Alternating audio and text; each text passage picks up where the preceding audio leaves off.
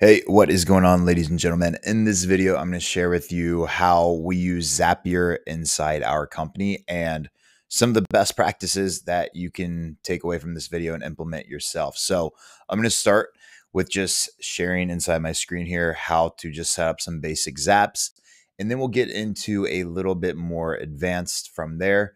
But it seems like you guys liked a lot of the previous video where we didn't have like a bunch of edits or anything like that. It was just me in here sharing my screen. If you wanted to go check out that previous video, we talked about how we use ManyChat inside our company. So we'll just run with it. And I appreciate any feedback that you have along the way. So if there's anything you like or don't like or wish you could see more of, just drop it down below, because these videos, selfishly are just to put out there to get more exposure and also in return to help you guys out. So I'm just going to walk you through how we use Zapier. And I will say, when we're in here, Zapier is probably between Zapier and Slack are the top two softwares that we use inside our company. And we use literally Zapier for everything. And I would suggest, if you're not familiar with it yet, that this is something that you mess around with a little bit and spend some good time and attention on it, because it can really transform your entire company when you do it right. So let me just go ahead and show you. This is essentially Zapier is based off of having a trigger and an action, right? A trigger is something that happens that then moves it to an action. So for example, let's just say I said the word hi, right? Like that would be the trigger. And then the action would be you saying hi back. So that's essentially what we're looking for on here. Is with Zapier, you can see there's over 5,700 different triggers that you can have. So, if you're running Facebook lead forms, you could come in here and have a action for that. If you are using ManyChat, like the previous video I just sent you, you can make this have a trigger based off every time someone messages you a keyword, right? Another thing you could do, you could hook up your Google Sheets from here, and I'll just walk you through and do a rough draft of Google Sheets just as I am, just to kind of show you how this works. So we'll name this test 2023. And what I'll say is name, email, phone number. Like these will be these will just be like the title. So we'll have Justin Saunders, info at saunders.net, and then phone number 888-888-9898. Right? Just so, I'm not going to put my real information there just so people don't just randomly start calling me, but you get the point. Essentially what we're going to do is, when a new or updated spreadsheet row, you have a bunch of different options. You could do, I'm not going to go through all of these, but what we're going to do for this one is new spreadsheet row. You can see right here, triggered when a new row is added to the bottom of a spreadsheet. Continue, and then you're going to choose an account. So I'm going to choose the account that is hooked up to one of my emails, and then I'm going to I'm going to choose the spreadsheet. You can see right here I have test 2023, and then worksheet is just this right here. If I wanted to, you could rename this. I'm just going to keep that sheet 1 for the simplicity's sake, and that should populate. Now, if this works right, it should come through here, and I'll test a trigger, and this information will be the trigger, right? So test trigger, Justin Saunders info, right there, right? So now you can do all kinds of different things with this. You could send yourself a SMS. You could add something to your Google Calendar. You could add something to a Google Drive. You could, if you have, one of the things that we use is called Go High Level, where we have a CRM. So you could have your CRM in here. I believe it's under actually Lead Connector now. This, for some reason, they use that name. So you can put that there. Another thing that I like to do a lot is add everything to Slack. So I run my entire company off of Slack. At the time of this video, we have about, there's a total of 10 people inside my Slack. Decent amount are contractors. But overall, like full-time, we've probably got like 3 or 4 full-time people working inside my company, because I like to keep it as lean as possible. We've had it a lot bigger. I've really trimmed it down because I'm really focused on profit margins inside my business, which I would encourage you to focus on too, rather than the top line revenue number. But it's a whole nother video for a whole nother story. But what you can do is you can come through here and you can have so many options. So like usually what I do is send channel message saying, send this message to something in like in the channel for Slack. Like we'll have a specific Slack channel, and then you can come through here. You can hook up your Slack account. You can see I've done this quite a bit of times. But then let's just say, for example, you pick the channel. Let's just say it's Airbnb, right? Now you can say, check this out. You can say Justin Saunders just filled out a form to get more info. Is number is, and then you just plug it in right here. Is email is, and then you plug it in right there. Send as a bot, essentially just saying like, hey, it's going to be coming from Zapier. You can choose a name here. So like new lead, like you'll get like that would be the notification that you'll get from there.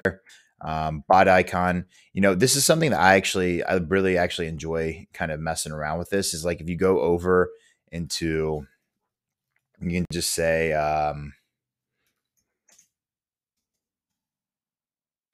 right, whatever it is. And you go over here. And let's say you wanted this one right here. You could actually just copy this image address and then paste it in here. And I'll explain in a second more of what that'll actually look like. But I'll pull this up over here. I'm trying to like pull up my Slack so I can show you. I still want to show you everything that's going on in the actual Slack right here. But let me just see. So this is general. What will happen inside here is when you go through here, include link to Zap. I always hit no for this just because I don't want an extra link. Auto expand links, no. And then check this out. I'll do a quick little test and then give you a little preview real quick. So inside over here, you can see Justin Saunders just filled out a form to get more info. His phone number is this, right? So that's all been put into our Slack channel over there. And that's something that you can do too. So there's so many different ways you can go about this. Again, Slack's going to have to be a completely different tutorial, but essentially you just have a trigger that can go into many other things. Now, what I really like to do is I like to streamline my entire onboarding process doing this. So I'm going to give you some examples of how I like to do this. But first things first, you have to have a trigger. For us, we use PandaDoc.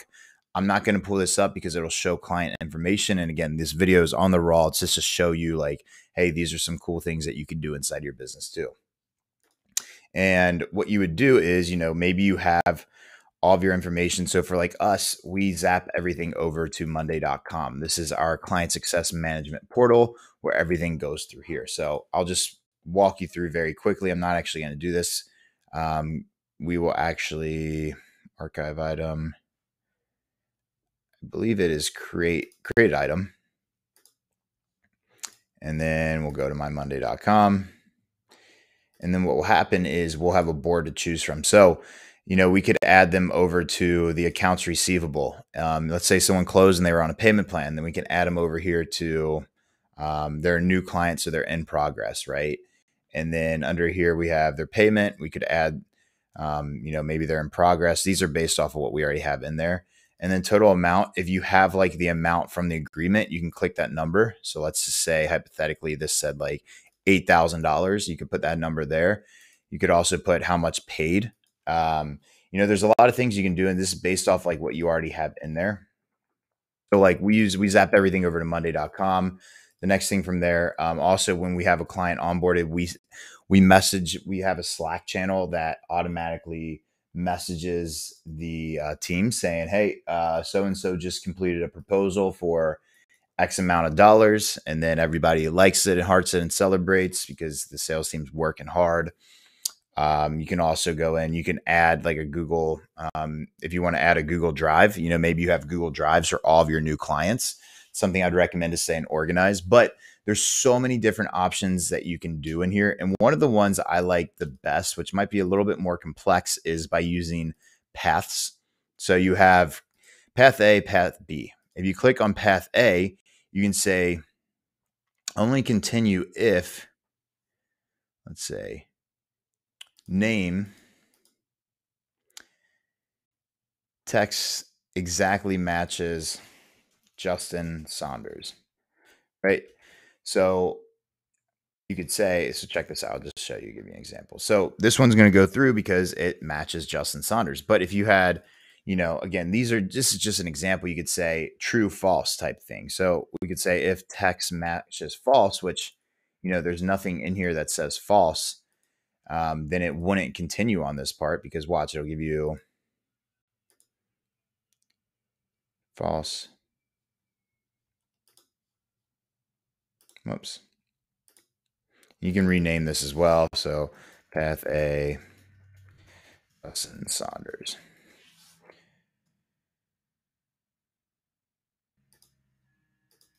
So you have to like redo that. If email text contains.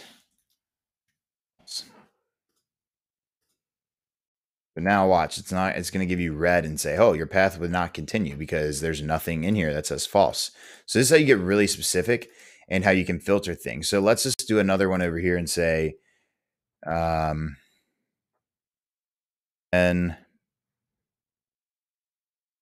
cider, right? Ben at gmail.com, 888 888 9,000, right? So we could filter it by the phone number as well. Or we could just say, qualified. Here, this is probably a better way to say it. So true, false. This will be a better example as I go through here. So check this out. Let me just bring in some new data in here. So you can always test this and get new data as it comes through. Sometimes it's a little delayed. Again, depending on the what you're paying for. I have a higher level program, so we're paying for more. So things are faster. See how it populated false right there. So check this out. We're going to say if qualified text matches false. So this one's going to continue. Watch, I'll say green. Okay, cool, continue. And then you can give it a separate action. So you can say, go inside Slack channel and say, Ben Cider was just verified, right? So you can have that option, but then you can also go over here. Actually, let me rename these so it's a little bit easier. Rename path A false, right? So that means only the things that are false are going to be filtered out to path A. Anything that's not false, and we'll make this one true. Text contains, text exactly matches. I like using text exactly matches. So this one will go through, or not go through because it's not. But when I go back and do the test, see, it will. So check this out.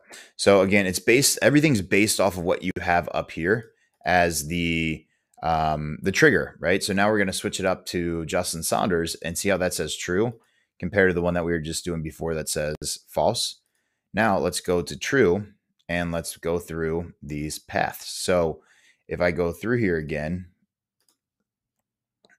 and retest it, it's not going to go through because your path was not false, right? If you click on here, you can see it says true.